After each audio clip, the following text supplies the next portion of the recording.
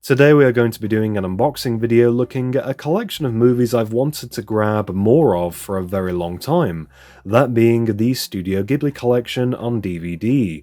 As many know, I'm a huge fan of animation, and I have often been recommended certain Ghibli films.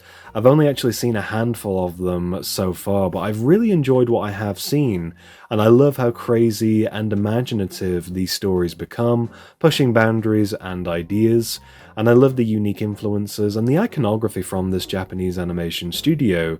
The various art styles are one thing to appreciate, but I really love the unconventional nature of these films. Some elements I've found, I guess, extremely weird for lack of a better word, but otherwise, I feel like I am missing out, hence why I ended up purchasing someone's collection of Studio Ghibli films. Whilst I was browsing eBay for this film, Howl's Moving Castle, I came across an eBay seller who had a lot of these movies for sale. And there were a couple of duplicates, but he gave me a great deal for a total of 11 films.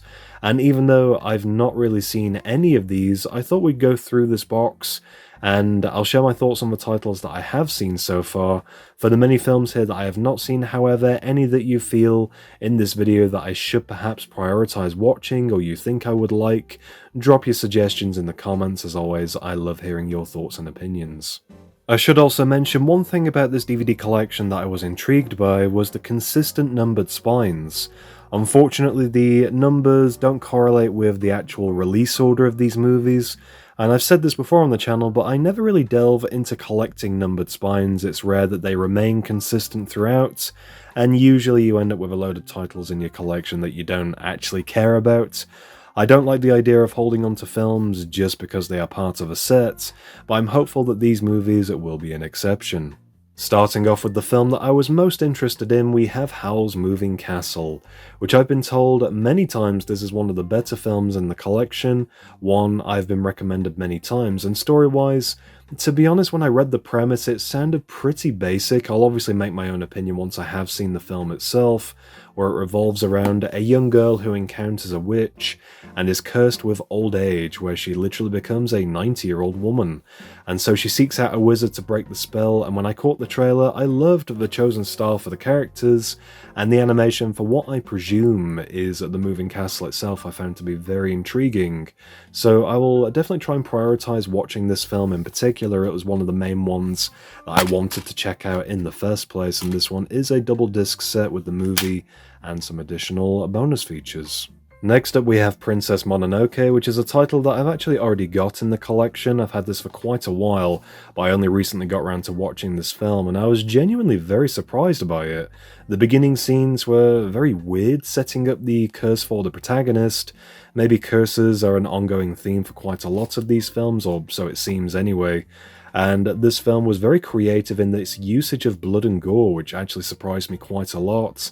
And seeing a cluster of demonic worms possess various animals throughout, I was very surprised going into this, and story-wise, I enjoyed seeing the main character of Ashitaka do everything in his power to try and remove this demonic curse from his body, and I was a little bit underwhelmed in all honesty by the title character herself being, I guess, somewhat underused. Maybe that's just me, but I thought she would have been the main character, but still, I really liked this film, some very engaging action and drama overall. My Neighbor Totoro is a film that I know next to nothing about, except for the fact that the Totoro character appears to have taken on a legacy of its own as a somewhat kind of icon for the Studio Ghibli film studio itself. Ponyo is a film that I remember seeing the cover of absolutely everywhere in second-hand stores. I just never really knew what this film was, and to be honest, I still don't. I know from what I looked up online, then to paraphrase, the movie summary revolves around a goldfish that falls in love with a human and uses wizardry to transform themselves into a human. Yeah, a weird romance story perhaps, I'm honestly not too sure. Tales from Earthsea is another film that I know very little about, honestly, but with a brief Google search, I was very surprised to see that this was one of the less favourable Studio Ghibli films, at least rating-wise anyway. I guess not everything's a winner, but it certainly doesn't appear to be bad as such. I was interested to see that Willem Dafoe and Timothy Dalton were part of the English dub for this movie, which I may check that out instead of the original audio on this occasion just to hear their voiceover performances. Spirited Away is another title I actually already have in the collection, but sadly I've not checked this one out as of yet. It's another film that has very high praise and I believe is one of the highest rated Studio Ghibli films, at least according to IMDb. And when talking about this film on the channel, I may have mentioned this before, but I believe this character in the background was the inspiration behind Darth Nihilus from Knights of the Old Republic 2, one of the incredible villains of that video game. Next up is Nausicaa of the Valley of the Wind, which is the first film in the collection, and the first Studio Ghibli film that I actually ever watched. I already do have this one in my collection, and I ended up watching the English dub, and I loved the voiceover for Nausicaa herself. You must be tired after running from that home. A very wholesome and sweet portrayal of the character from Alison Lohman, and Patrick Stewart played a memorable character amongst others. Story-wise, Nausicaa takes on the impossible task of trying to prevent an all-out war spread across a dying planet, and I love the aspects of nature and the designs of the insect creatures in this film. This was overall a great gateway movie into wanting to check out more from this animation studio. Next up is The Cat Returns, which I read a very strange summary for this one, where a girl who can communicate with cats accidentally agrees to marry the Prince of the Cat Kingdom, and she starts transforming into a cat? Very unusual. I find it interesting how there's a theme of like metamorphosis across a lot of these titles, but yeah, that one is definitely an estranged one to say the least. Porco Rosso, I know absolutely nothing about this film. From what I vaguely recall from what I read about it, it was themed around a bounty hunter character, but I could be completely wrong with that. Next up is Kikis Delivery Service, another fantasy-style film with elements of witchcraft, and this is another title where I was very intrigued by the casting of the English dub, starring Kirsten Dunst, and to my surprise, the iconic talent of Phil Hartman, best known for Lionel Hutz and Troy McClure on The Simpsons. Oh, hi, I'm Troy McClure. I've argued in front of every judge in the state, often as a lawyer. Very interested to hear his voiceover performance in particular. Last up from the box we have Lauta Castle in the Sky. This is another title that had a very positive rating online, where the characters are apparently on the run from pirates looking to steal an amulet, which can find at the location of Lauta, a lost castle in the sky. And this one does look and sound like a lot of fun, and is one that I'm looking forward to checking out properly. So that covers the new pickups, but I do also have a couple more titles already in the collection that I just haven't watched as of yet.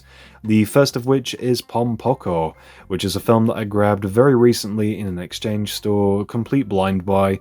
I just grabbed it because it was under the Ghibli release name. Whisper of the Heart is apparently a romance story which will no doubt have its own estranged quirks to it, and I did pick this one up over eBay new sealed a few months ago now, and if memory serves, this was very cheap, listed for maybe £1 and free postage. I felt it was worth picking up literally just for the sake of it anyway. Last up we have Grave of the Fireflies, which is celebrated with a very strong rating online, but is also known for being an incredibly sad film, and I know very little about this, so it will definitely be an experience going into this completely blind. Hopefully it won't be too devastating, but I'll probably regret saying that. That's going to do it for this brief haul and collection video looking at a variety of Studio Ghibli titles on DVD. I hope you did enjoy. Like I mentioned throughout this video, let me know in the comments if I should prioritize watching a specific film from this collection. And yes, unfortunately, I am missing one or two of these still, where you can see obviously there are missing numbers in the sequence. So stay tuned for future Blu-ray and DVD update videos where I shall be filling in the gaps in this collection.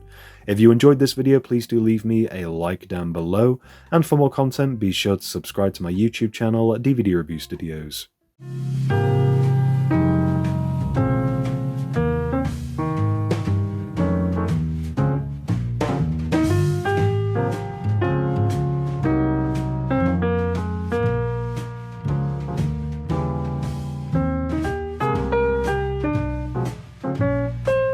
Are you threatening me?